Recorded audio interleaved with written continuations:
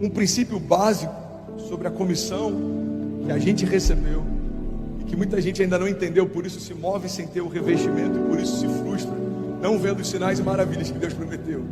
É que antes de Jesus enviar a igreja para o mundo, Jesus enviou o Espírito para a igreja. Pega essa chave, irmão.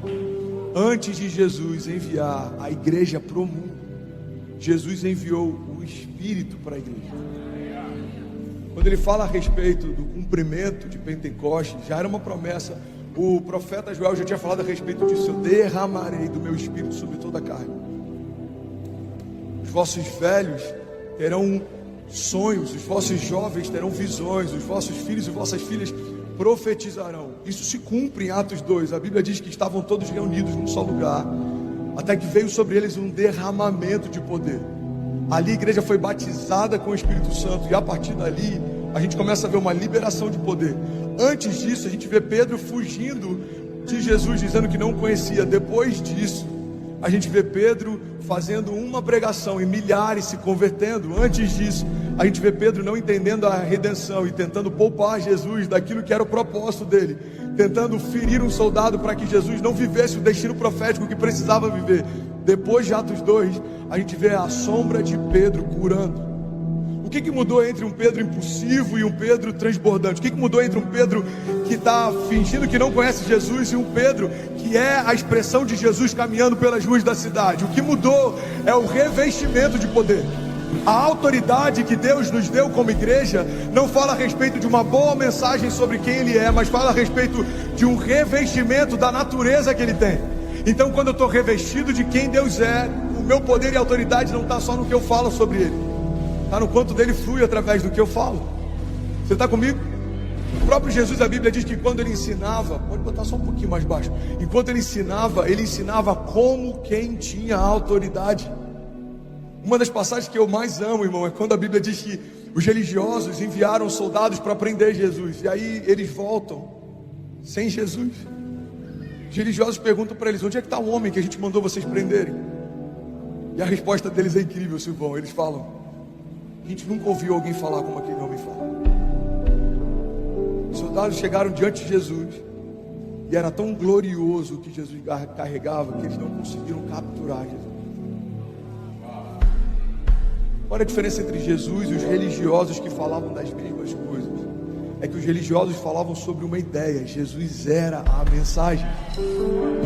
Então, Ele não envia a igreja para o mundo antes de enviar o Espírito para a igreja. Por quê? Porque senão o que a gente fala a respeito dele é só uma ideia sobre ele, mas depois que a gente é revestido dele, a gente fala dele mesmo sem precisar falar.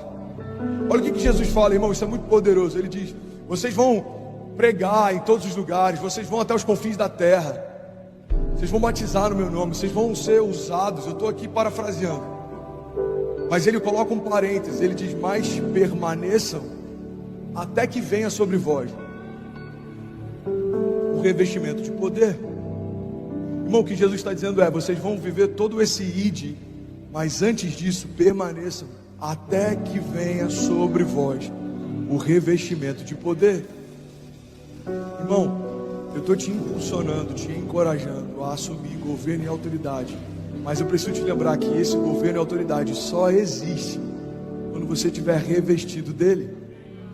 É impossível ser revestido se eu ainda não fui vestido. Eu já falei sobre isso, eu já usei essa analogia aqui até com ilustração. Você pegar alguém com uma jaqueta, talvez seja uma das melhores analogias para a gente entender o revestimento de poder. Porque o que significa revestir? Revestir significa colocar uma nova camada sobre aquilo que já foi vestido. O Espírito que carrega a autoridade sobre principados e potestades, ele não vai ser colocado sobre alguém que não nasceu de novo. Então não é possível viver o fruto do Espírito sem ter nascido do Espírito. Não é possível viver o sonho de Deus sem ter nascido de Deus. Não está acessível tocar nas promessas de Jesus sem ter nascido de Jesus. Então esse revestimento fala a respeito de 3 momentos. O primeiro é quando você vai se despedir de quem você era. O segundo é quando Jesus vai vestir você de quem Ele é. E o terceiro é quando Ele vai revestir você de toda a autoridade e governo. Você está comigo? Você pode celebrar Jesus no seu lugar? Lucas 4,18 diz: o Espírito do Senhor está sobre mim, porque Ele me ungiu para pregar as boas novas aos pobres, e Ele me enviou para proclamar liberdade aos presos e recuperação de vista aos cegos, e para libertar os oprimidos e proclamar o ano da graça do Senhor. Irmão, guarda isso em nome de Jesus. Quando nós não estamos em posição de governo, nós estamos fora do propósito. Todo homem que não governa está fora do seu propósito. Jesus cria todas as coisas: primeiro dia, segundo dia, terceiro dia, quarto dia, sexto dia. Ele coloca a criação para governar sobre aquilo que não criou. A gente podia pegar Gênesis e os primeiros versículos, eles carregam tanta chave, irmão, eles carregam tantas revelações, que a gente poderia fazer uma série só sobre Gênesis. A primeira coisa que Deus está ensinando é que o nosso governo não está ligado àquilo que a gente construiu, mas àquilo que Deus deu para nós. Ele criou todas as coisas e nos colocou lá para governar sobre todas elas. Outra coisa interessante na dinâmica de Deus é que Deus coloca o homem quando tudo está pronto. O homem não participa da construção de nada, e no dia seguinte Deus chama o homem para descansar. O que Deus está ensinando é que a gente precisa aprender a se mover numa dinâmica de descanso do tipo de Deus. A dinâmica de descanso do tipo de Deus é: primeiro eu contemplo o que Deus já fez, aí eu estou pronto para fazer com Ele. Sétimo dia, contemplação. Eu imagino Deus olhando junto com o homem toda a criação e falando: cara, olha que incrível aquilo ali. Olha que delicioso isso aqui, prova essa fruta. Olha que sensação incrível. Vem para debaixo dessa cachoeira. Olha essa fonte de água doce. Olha essa praia. Olha esses animais. Qual que é o nome? Eu não sei, você vai dar. E aí entra algo que é interessante. Deus chama o homem para nomear o que Deus fez, porque essa era uma dinâmica didática de Deus, ensinando o homem a estabelecer governo sobre aquilo que, se não fosse por Deus, ele não teria. Então, quando Deus, e eu boto entre aspas, sai de cena da criação e coloca o homem em cena, Ele está dizendo: agora tudo que Ele disser é como se eu estivesse dizendo. Agora tudo que Ele mandar é como se eu estivesse mandando. Então o nome que vocês vão carregar é o nome que Ele vai dar. O que vocês vão fazer é o que Ele disser para que vocês façam. Essa foi a direção de Deus no jardim. Dominem sobre todas as coisas. Irmão, olha para mim em nome de Jesus, porque isso se infiltrou até na igreja. O homem que tem uma mentalidade carnal, ele quer dominar sobre pessoas. O homem que tem a mentalidade do reino, ele vai governar pessoas, ele vai liderar pessoas, mas ele vai dominar sobre coisas. Tem gente que quer dominar pessoas, tem gente que quer travar e impedir pessoas de fluir. Aqui no sul da Flórida, quantas pessoas vieram machucadas porque falaram que entenderam de Deus uma direção de fazer parte da nossa igreja, mas os seus pastores não abençoaram. E é interessante, porque toda família que vem é bênção, mas toda família que vai se torna maldição.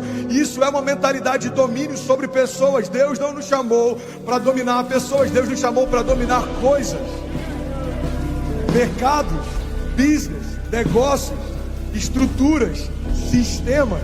Você está comigo? Diga amém. Então quando Deus, e desculpa abrir vários parênteses, eu tenho que ir costurando, mas eu só tenho 2 minutos para terminar. Mas está fazendo sentido para alguém? Então quando Deus coloca a criação no meio de um ambiente em que Ele não havia criado nada, e dá para Ele agora o desígnio de nomear, Deus está ensinando para a criação quem é que manda agora. E Deus está ensinando para a gente que é esse o papel que Ele espera que a gente tenha. Eu preguei sobre isso há 1 ano atrás, talvez. Não lembro se essa mensagem está no YouTube com esse nome, mas nomeie os seus milagres. Às vezes a gente nomeia os nossos problemas, mas não nomeia os nossos milagres. Então é a minha depressão, o meu câncer, a minha falência, o meu desafio, o meu gigante, a minha tempestade, mas a gente não nomeia os nossos milagres. Os meus filhos são uma bênção. Os meus filhos são avivalistas nessa geração. O meu ministério ainda nem começou, ele vai se expandir por nações. A provisão que Deus vai confiar para mim não vai parar em mim. Eu vou ser um canal de água viva para quem tem sede. Os meus pés não pisarão em falso, e se eu me desviar dos caminhos do Senhor, Ele me trará de volta. Você precisa nomear os seus milagres. Tem gente que já abre uma empresa com plano B se a empresa falir. Irmão, você precisa trazer à existência aquilo que não existe. Esse negócio é pequeno aos meus olhos, mas o Senhor me prometeu coisas grandes. Eu não sei como vai ser, mas eu sei quem prometeu. O Senhor me deu visões que não cabem na minha realidade ainda, mas glória a Deus que eu não vivo por aquilo que eu vejo, mas por aquilo que eu creio. O Senhor vai me levar a lugares altos. Você precisa nomear os seus...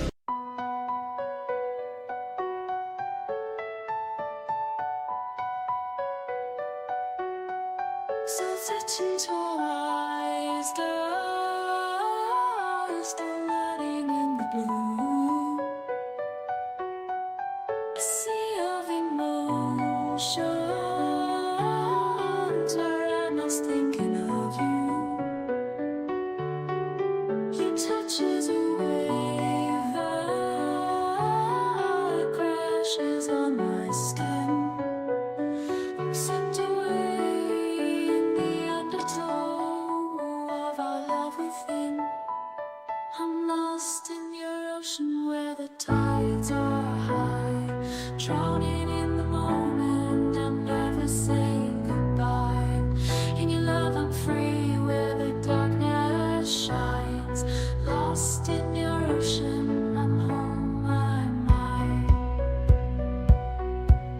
Your love is a mist that surrounds me like a cloud. I'm chasing the highs and the lows of our love avowed. In the silence I hear your voice whispering my name, a siren's call that beckons me to the flames. I'm lost in your ocean where the tides are high, drowning in the moment. I'm never saying goodbye. In your love I'm free where the darkness shines. Lost in your ocean, I'm home, I'm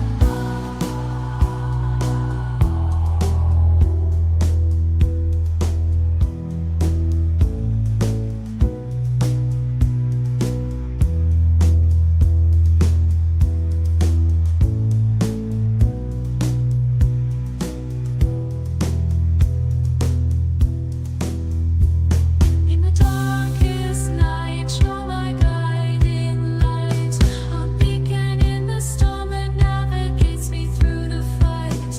Your love is a shelter where I can be myself, a place to call my own, where our love can wealth full, lush in tremitation, with a focus on the female.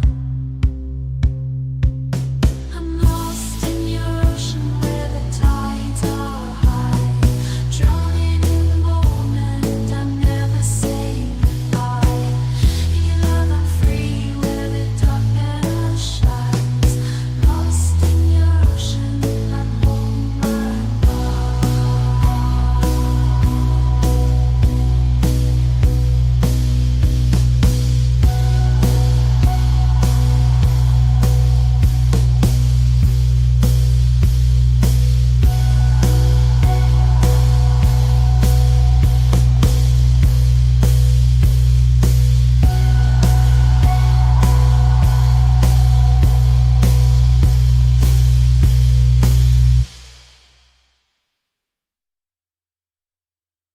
Milagres, você está comigo? Diga amém.